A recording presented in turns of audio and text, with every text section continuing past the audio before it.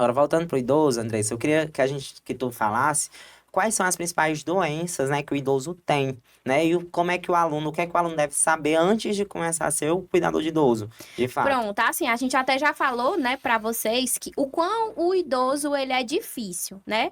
Alguns já são mais carinhosos, outros já são mais brutos, né? Então a gente tem que aprender a respeitar primeiramente aquele idoso, né? E aí dentre essas doenças, né, das mais comuns que a gente tem, nós temos, por exemplo, as pessoas que têm Alzheimer, né?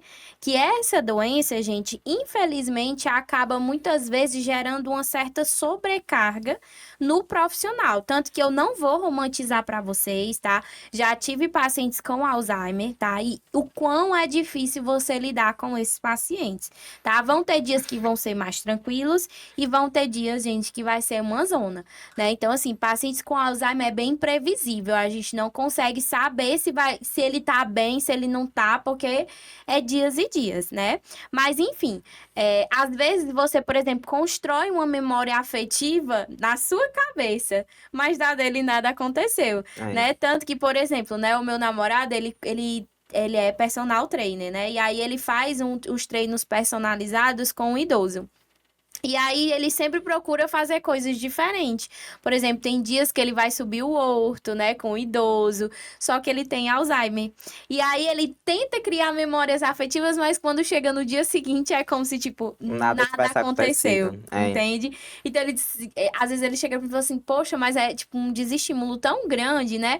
Porque você tenta fazer aquele momento importante, aquele momento afetivo, mas que infelizmente não é criado nenhuma memória, né? Pelo fato daquele idoso ter Alzheimer. Então a gente não pode estar criando tantas expectativas em relação a manter essa memória, né? Porque infelizmente ele está com a memória prejudicada, né? E aí, além do Alzheimer, nós temos aí também pacientes com Parkinson, né? Que é no caso que tem os tremores, né? Às vezes as pessoas, né, vai beber uma água e fica ali tremendo a mão, né? Ou então até mesmo para fazer qualquer tipo de movimento, né?